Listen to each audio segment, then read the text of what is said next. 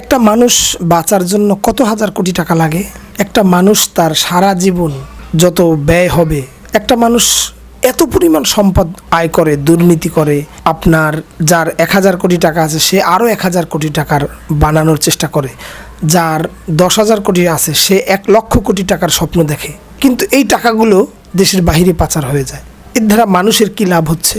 দেশের মানুষের রক্ত চুষে অন্য দেশে টাকা পাঠিয়ে দেওয়া, আর আমাদের রেমিটেন্স যোদ্ধা যারা রয়েছেন তাদের রক্ত ঘাম দিয়ে উপার্জন করা টাকা এই দেশে পাঠায়, আর একদল দুর্নীতিবাজ যারা রয়েছেন তারা তাদের টাকাকে বাহিরে পাঠায়।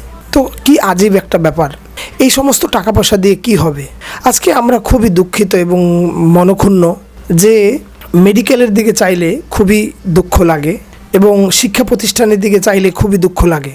একটা আপনি এইখান থেকে ধরে নেন যে আপনি যদি আপনার খাবার না খান তাহলে আপনি মালের মধ্যে কি ভেজাল পরিমাণ দিয়েছেন সেটা আপনি জানেন, এই জন্যই আপনি খান না।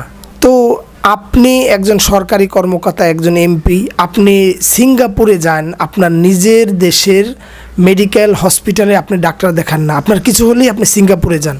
তো চিন্তা করে দেখেন যে আপনি আপনার নিজের চিকিৎসা সেবা আপনার নিজের দেশ থেকে নেন না, ভঙ্গুরভাবে আপনি রেখেছেন, আর আপনি নিশ্চিত যে এই দেশের শিক্ষা প্রতিষ্ঠানের লেখাপড়া ভালো না, এই জন্য আপনার সন্তানকে আপনি বিদেশে পাঠান, আর আপনার এই দেশের চিকিৎসা ব্যবস্থা এতই জঘন্য যে এখানে ভালো চিকিৎসা হয় না দেখেই আপনি সিঙ্গাপুরে যান।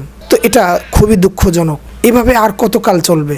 আমরা যে ওই দিন চাচ্ছি যেই দিন একটা রিক্সাওয়ালাও যেই ডাক্তারকে দেখাবে, একটা কোটিপতিও সেই ডাক্তারকে দেখাবে এবং একজন মন্ত্রীও সেই ডাক্তারকে, একই ডাক্তারকে দেখাবে, ওই দিনের অপেক্ষায় আছি। সেটা কি বাংলাদেশে কখনোই সম্ভব?